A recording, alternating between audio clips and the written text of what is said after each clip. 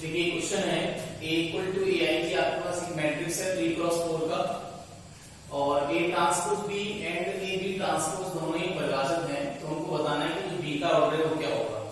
तो मैं मान के चल रहा हूँ कि लेट अस एज्यूम कि जो B हमारे पास है ये एक मैट्रिक्स है Bij और इसका ऑर्डर कितना है m क्रॉस n है। ठीक है, अगर मान लीजिए हम B का ट्रांसपोज ले लेंगे तो क्या होगा कि जो पंक्तियां हैं वो स्तंभों में चेंज हो जाएंगी और स्तंभ पंक्तियों में। यानी अगर आपको मैट्रिक्स से 3 क्रॉस 4 का है 4 क्रॉस 3 का बन जाएगा। तो जो हमारे पास 1 2 एलिमेंट जो था या जो एक यानी कि जो हमारे पास B12 था वो किसका काम करने लग जाएगा B21 का। तो इट मींस कि हम B का ट्रांसपोज जब लिखेंगे तो इसको मैं क्या लिख सकता हूँ Bji और एक n क्रॉस m लिख सकता हूँ। ठीक है, तो देखो ये B ट्रांसपोज हमारे पास आ गया। अब क्वेश्चन में कहा गया है कि भाई A ट्रांसपोज और B, देखो A ट्रांसपोज इनटू B ये दोनों परिभाषित हैं, A transpose B and A B transpose. तो देखो A ट्रांसपोज, तो A ट्रांसपोज कितना होगा, ये हो जाएगा AJI और ये 3 क्रॉस 4 का मैट्रिक्स से क्या बन जाएगा 4 क्रॉस 3 का मैट्रिक्स बन जाएगा। और जो B मैट्रिक्स हमारे पास कितना है Bij और ये कितना n क्रॉस n का मैट्रिक्स है। तो थोड़ा सा ध्यान से देखिएगा कि अगर मान लीजिए मैं A ट्रांसपोज B को कह रहा हूं कि डिफाइंड है, यानी कि ये मल्टीप्लिकेशन डिफाइंड कब होगा, जब पहली वाली मैट्रिक्स के अंदर कॉलम्स की संख्या और दूसरी के अंदर पंक्तियों की संख्या कैसी होगी, समान। इट मींस ये है कि जो m का मान है वो कितना होना चाहिए, 3 होना चाहिए। इट मींस कि जो m का मान है वो कितना होना चाहिए, 3 होना चाहिए। नाउ अब हम बात कर रहे हैं किसकी, AB ट्रांसपोज। तो AB ट्रांसपोज, तो A हमारे पास कितना है Aij, ठीक है ना। Aij यानी कि किसी मैट्रिक्स के एलिमेंट को जनरल लिखने का तरीका है ये कितने ऑर्डर का मैट्रिक्स आपको दिया गया है 3 क्रॉस 4 यानी 3 क्रॉस 4 इसके अंदर 3 पंक्तियां हैं 4 स्तंभ हैं। अब B ट्रांसपोज, तो B ट्रांसपोज हमारे पास कितना है, ये है Bji, ठीक है Bji और इसका ऑर्डर कितना है n क्रॉस m का ही ऑर्डर है। तो अगर मान लीजिए ये परिभाषित है तो इसका मतलब क्या हुआ, ये मल्टीप्लिकेशन तभी परिभाषित होगा जब पहले के अंदर कॉलम्स की संख्या दूसरे के अंदर पंक्तियों की संख्या कैसी होनी चाहिए, समान होनी चाहिए। यानी कि n का मान हमें यहाँ से कितना मिलने वाला है, 4 मिलने वाला है। तो इस तरह से हमने देखा कि n का मान कितना हो गया 4 और m का मान हमारे पास कितना आ रहा था, 3 आ रहा था। तो इसीलिए जो B हमारे पास क्या है Bij, तो जो Bij n क्रॉस n का मैट्रिक्स हमने माना था। m हमारे पास कितना आ चुका है, m आ चुका है 3 और n कितना आ चुका है 4। तो ये जो Bij B हमारे पास मैट्रिक्स है वो किस ऑर्डर का मैट्रिक्स है, 3 क्रॉस 4 का। यानी ऑर्डर ऑफ B कितना हो गया, 3 क्रॉस 4। इसमें अगला क्वेश्चन देख लेते हैं हम। अगला क्वेश्चन है कि A बराबर ये वाला आपको दे रखा है और ये सिमेट्रिक मैट्रिक्स है, सममिति आव्यूह है। तो आपको बताना है कि भाई जो x है उसका वैल्यू क्या होगा। तो सममिति आव्यूह का कांसेप्ट क्या है कि अगर आपने मैट्रिक्स का ट्रांसपोज लिया तो ये वापस किसके बराबर आ जाएगा, A के बराबर। ठीक है, तो A का ट्रांसपोज ले लेते हैं तो -2 -1 1 -1 7 4 1 -x -3 और इसका क्या लेना है ट्रांसपोज और इक्वल टू कितना A। तो A के लिए आप इसको एज इट लिख देंगे -2 -1 -1 7 and 4 1 -x and -3। देखो अगर मैट्रिक्स सममिति मैट्रिक्स है तो A ट्रांसपोज बराबर कितना होगा, A होगा। तो देखो A का ट्रांसपोज ले रहा हूं बराबर मैं इसको A के रख रहा हूं। तो ट्रांसपोज लेने का मतलब क्या हुआ कि हमारे पास पंक्तियां हैं वो स्तंभ बन जाएंगे। तो -2 -1 1 और ये क्या आएगा -1 7 and 4 और ये क्या बनेगा 1 -x and -3। ठीक है ना, तीसरी पंक्ति तीसरा स्तंभ बन गया। बराबर ये A ही रहना है, ये तो A ही रहना है। तो कितना ये -2 -1 1 और ये है -1 7 and 4 और 1 -x and कितना -3। अब आप जब दोनों की तुलना कराएंगे तो देखो आप इस एलिमेंट की तुलना इससे कराओगे तो -x इक्वल टू कितना हो गया 4। तो x की वैल्यू कितनी हो गई -4 हो गई और कहीं आपको x दिख रहा है तो यहाँ से 4 इक्वल टू -x तो x का वैल्यू कितना हो गया 4 हो गया। तो बाई कंपैरिजन से देखेंगे अगर आप, तो बाई कंपैरिजन से अगर हम देखें मैं इसको लिखता हूं यहाँ, तो by equality of matrices, equality of matrices, ठीक है। तो बाई इक्वलिटी ऑफ मैट्रिसेस अगर आप देखेंगे तो करस्पॉन्डिंग एलिमेंट कंपेयर करा दीजिए। तो ये इसके इक्वल है, ये इसके इक्वल है, ये इसके इक्वल है। तो आप कंपेयर कराओगे तो -x कितना मिलेगा, -x कितना मिलेगा 4 तो यहाँ से x का वैल्यू आपको कितना मिलने वाला है -4, दैट इज आवर आंसर। ठीक है, अगला क्वेश्चन देख लेते हैं। A मैट्रिक्स B मैट्रिक्स, ये आपके पास 2x2 3x3 4x4 किसी भी ऑर्डर की मैट्रिक्स हो सकती है, लेकिन मैट्रिक्स कैसी होनी चाहिए कि भाई हमारे पास दोनों की दोनों मैट्रिक्स कैसी होनी चाहिए, स्क्वायर मैट्रिक्स होनी चाहिए। ठीक है ना, ऐसा इसलिए क्योंकि देखो अगर हम ये जो मैट्रिक्स ऐड करेंगे तो इन दोनों मैट्रिक्स को ऐड करने से ये स्क्वायर मैट्रिक्स मिलेगी, फिर इसका ट्रांसपोज। हालांकि यहाँ पे n क्रॉस n का कोई मैट्रिक्स हो सकता है, ऐसा कोई इशू नहीं है। ठीक है, स्क्वायर होना बिल्कुल जरूरी नहीं है। तो देखो हमारे पास क्या है कि हमें प्रूव करना है कि a प्लस b का whole transpose equal to a transpose plus b transpose. There are any two matrix, लेकिन हमें ध्यान रखना है कि उनका एडिशन और उनका सब्ट्रैक्शन क्या होना चाहिए, डिफाइंड होना चाहिए। तो देखो हमें ये प्रूफ करना है नंबर फर्स्ट, तो हमें प्रूफ करना है कि a plus B whole transpose equal to a transpose plus b transpose proof करना है। तो इसमें सबसे पहले हम क्या कर रहे हैं, first of all a plus b find कर ले रहे हैं। तो a हमारे पास मैट्रिक्स दे रखा है 2 4 6 और 3, और b मैट्रिक्स आपको दे रखा है -1 2 4 और 1। जैसे आप इनको ऐड करोगे तो कितना मिलेगा, 2 और -1 मिलेगा, 4 और 2 कितना मिलेगा, 6 मिलेगा, 6 और 4 कितना मिलेगा, 10, और 3 और 1 कितना मिलेगा, 4। तो कितना मिल गया आपको, a प्लस बी मिल गया है। अब मैं a प्लस बी का क्या ले रहा हूँ, ट्रांसपोज ले रहा हूँ। तो मैं जैसे इसका ट्रांसपोज लूंगा तो पंक्तियां स्तंभ बन जाएंगी, और स्तंभ ऑटोमेटिकली क्या बन जाएंगे, पंक्तियां बन जाएंगी। तो ये हमारी इसमें LHS आ चुकी है, नंबर 1 डाल देता हूँ इसको। अब मेरे पास क्या है, RHS। RHS में क्या है, a transpose plus b transpose है। तो देखो a मेरे पास कितना था, 2 4 6 और 3, इसका मुझे क्या लेना है, ट्रांसपोज। और b मेरे पास क्या है, -1 2 4 और 1, इसका भी मुझे क्या लेना है, ट्रांसपोज। तो पहले इसका ट्रांसपोज ले लो आप, तो क्या बनेगा 2 4 6 और 3। ठीक है, और प्लस ये कितना बनेगा, -1 2 और 4 और 1। अब इन दोनों को आप ऐड कर दो तो 1 2 और -1 1 आएगा, 6 और 4 10 आ जाएगा, और 4 और 2 कितना आएगा, 6 आएगा, 3 और 1 कितना आ जाएगा, 4 आ जाएगा।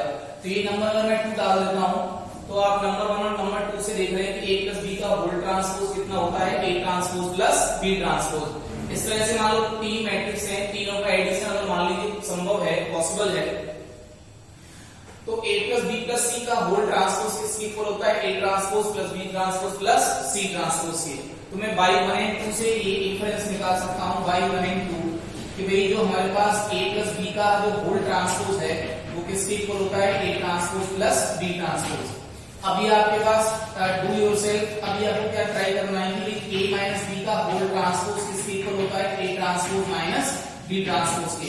ठीक है, ये केवल आप दो ही मैट्रिक्स के लिए अप्लाई कर सकते हो सब्ट्रैक्शन को। तो देखो आपको सबसे पहले a माइनस b फाइंड करना है, फिर उसके बाद में उसका ट्रांसपोज ले लेना है। ऐसे RHS के लिए आपको a ट्रांसपोज में से b ट्रांसपोज को क्या कर देना है, माइनस कर देना है। ठीक है, चलिए नेक्स्ट क्वेश्चन पे आते हैं। ये काफी इंपॉर्टेंट क्वेश्चन है, अच्छा क्वेश्चन है, इससे हम कई सारी प्रॉपर्टीज को प्रूव करने वाले हैं। क्वेश्चन है कि a मैट्रिक्स मेरे पास दे रखी है, तो मुझे इसको प्रूव करना है नंबर फर्स्ट कि a ट्रांसपोज का होल ट्रांसपोज कितना होता है, a होता है। यानी आपने पहले मैट्रिक्स का ट्रांसपोज लिया, फिर से आपने ट्रांसपोज लिया तो वापस वही मैट्रिक्स मिल जाएगी। ठीक है, तो हमने क्या किया, मैं नंबर फर्स्ट को प्रूव कर रहा हूं, तो मैं सबसे पहले इसमें a ट्रांसपोज ले लेता हूं। देखो a ट्रांसपोज लेंगे तो रो क्या बन जाएंगे, कॉलम्स, यानी 2 1 1 -1 0 2 और 0 1 और ये कितना 3 आ जाएगा। अब मैं इसका अगेन ट्रांसपोज ले रहा हूं, तो a ट्रांसपोज का होल ट्रांसपोज, यानी आप फिर से ट्रांसपोज लोगे तो ये पंक्तियां स्तंभ बन जाएंगी, 2 -1 0। देखो ये जो मैंने a ट्रांसपोज ना डायरेक्टली लिख दिया है इसका a ट्रांसपोज, और मैंने डायरेक्टली इसका ट्रांसपोज ले लिख दिया है, यहां से देख लीजिएगा। अब मैं इसका दोबारा से ट्रांसपोज ले रहा हूं तो क्या होगा, ये पंक्तियां स्तंभ बन जाएंगी, तो 2 -1 0 1 0 1 और ये 1 2 और ये कितना 3। अगर आप थोड़ा सा ध्यान से देखोगे तो ये आपको क्या नजर आ रहा है, a नजर आ रहा है। तो a ट्रांसपोज का होल ट्रांसपोज कितना वैल्यू आ रहा है हमारा, a ही निकल के आ रहा है। ठीक है, नंबर सेकंड प्रॉपर्टी है कि a प्लस a ट्रांसपोज एक सिमेट्रिक मैट्रिक्स होती है, ये हमें प्रूव करना है। ठीक है ना, ये काफी अच्छा कांसेप्ट है। देखो a प्लस a ट्रांसपोज, देखो a प्लस a ट्रांसपोज, तो a प्लस a ट्रांसपोज, तो a मैट्रिक्स को तो मैं एज इट लिख दे रहा हूं, 2 -1 0 1 0 1 एंड 1 2 और ये कितना 3। ठीक है, और प्लस a ट्रांसपोज, तो इसका ट्रांसपोज कितना हो जाएगा, इसका ट्रांसपोज लेके लिखो, देखो ये तो a आ गया, इसका ट्रांसपोज में लिख दे रहा हूं, तो कितना आएगा 2 1 1 -1 0 2 एंड 0 1 3 0 1 और ये कितना 3। ठीक है, मैं डायरेक्ट ट्रांसपोज लेके लिख दिया, इसको आप ऐड कर दो तो 2 और 2 कितना हो जाएगा 4, 1 और -1 0, 1 और 0 कितना 1। ठीक है, -1 ये 0 आ जाएगा, 0 और 0 0 आएगा, 2 और 1 कितना आएगा 3 आएगा, 0 और 1 कितना आएगा 1 आएगा, 1 1 3 और ये 3 और 3 कितना आ गया 6 आ गया। देखो ये A+ ट्रांसपोज मैंने फाइंड आउट कर दिया है, लेकिन मुझे फाइंड क्या करना है, मुझे फाइंड करना है कि भाई A+ ट्रांसपोज एक सिमेट्रिक मैट्रिक्स होती है। तो किसी मैट्रिक्स को अगर आपको सिमेट्रिक दिखाना है तो उसके लिए हमें क्या करना है, उस मैट्रिक्स का ट्रांसपोज लेना पड़ेगा। और अगर वही मैट्रिक्स लौट के आ जाती है तो हम कह सकते हैं कि ये मैट्रिक्स कैसी है, सिमेट्रिक है। ओवरऑल मुझे ये मैट्रिक्स को सिमेट्रिक दिखाना है, तो मैंने फर्स्ट ऑफ ऑल ये मैट्रिक्स फाइंड आउट कर लिए। अब मैं इसका ट्रांसपोज ले लेता हूं, तो A+ ट्रांसपोज का होल ट्रांसपोज, लो इसका ट्रांसपोज ले लो आप वापस। तो ये कितना आएगा देखो 4 0 1, तो मैं कॉलम वाइज लिख दे रहा हूं 0 0 3 0 0 3 कॉलम वाइज लिख दिया। ये थर्ड रो को मैंने क्या बना दिया है, ये बना दिया है। थोड़ा सा ध्यान से देखोगे तो ये तो मुझे यही मैट्रिक्स नजर आ रही है, यानी इसका ट्रांसपोज लेने से मुझे वापस तो ये नजर आ रही है, यानी कि A+ ट्रांसपोज की इक्वल आ रहा है। तो A+ का ट्रांसपोज का होल ट्रांसपोज हमें कितना मिल रहा है, A+ ट्रांसपोज ही मिल जा रहा है। इट मींस मैं कह सकता हूं कि हमारे पास ये जो मैट्रिक्स है वो कैसी है, सिमेट्रिक मैट्रिक्स है। यानी कि जो A+ ट्रांसपोज मैट्रिक्स होती है वो कैसी मैट्रिक्स होती है, वो कैसी मैट्रिक्स होती है, सिमेट्रिक मैट्रिक्स। ठीक है, हम नंबर सेकंड प्रूफ करने वाले हैं। क्या प्रूफ करने वाले हैं कि A- transpose is skew symmetric. तो कोई भी मैट्रिक्स स्क्यू सिमेट्रिक कब कहलाएगी कि उसका ट्रांसपोज है और माइनस टाइम्स A नजर आ जाए। ठीक है ना, माइनस टाइम्स A नजर आनी चाहिए। जैसे A का ट्रांसपोज हमने लिया, वापस A मिल गया तो सिमेट्रिक हो जाएगी, यानी कि सममिति आप। लेकिन ये माइनस टाइम्स A नजर आएगा तो कैसा हो जाएगा, ये सममिति विषम सममिति आप, यानी कि स्क्यू सिमेट्रिक मैट्रिक्स हो जाएगी। देखो मुझे क्या करना है, मुझे A- ट्रांसपोज को बताना है कि इसकी सिमेट्रिक है या नहीं है। ठीक है ना, ये थ्योरम की तरह से भी काम करेगी। तो देखो A मैट्रिक्स मेरे पास दे रखी है 2 -1 0 1 0 1 1 2 और ये कितना 3 और -A ट्रांसपोज, इसका ट्रांसपोज लेके लिख देते हैं। तो देखो इसका ट्रांसपोज आएगा 2 1 1 -1 0 2 और ये 0 1 0 1 और ये कितना 3। इनको आप ऐड कर दो, इनमें से सॉरी इसमें सब्ट्रैक्ट करो आप इसको, तो 2 - 2 कितना आएगा 0 आएगा। ठीक है, 1 - 1 कितना आएगा 2 आ जाएगा, 1 - 0 कितना आएगा 1 आएगा, -1 - 1 कितना आएगा -2 आएगा। ठीक है, और 0 - 0 0 आ जाएगा, 2 - 1 कितना आएगा 1 आएगा, 0 - -1 -1 आएगा, 1 - -2 कितना आएगा -1 आएगा, और 2 - -3 करोगे कितना आएगा 0 आएगा। ये मैट्रिक्स आ गई। ये हमें क्या मिल गया, A- ट्रांसपोज मिल गया। ठीक है, अब मैं ना इसका क्या कर रहा हूं, इसका मैं ना वापस ट्रांसपोज ले रहा हूं, होल ट्रांसपोज, क्योंकि मैं दिखाना चाहता हूं कि ये मैट्रिक्स कैसी है, स्क्यू सिमेट्रिक है। तो अगर मैं इसका ट्रांसपोज ले रहा हूं और ये माइनस टाइम्स A- ट्रांसपोज, यानी इस मैट्रिक्स का जो ट्रांसपोज है वो इसके माइनस टाइम्स के इक्वल आ जाएगा, तो मैं कह सकता हूं मैट्रिक्स कैसा है, हमारे पास स्क्यू सिमेट्रिक है। ठीक है, तो देखिए ये मैट्रिक्स है A- ट्रांसपोज, और मैं इसका ट्रांसपोज ले लेता हूं, तो ट्रांसपोज ले लो आप।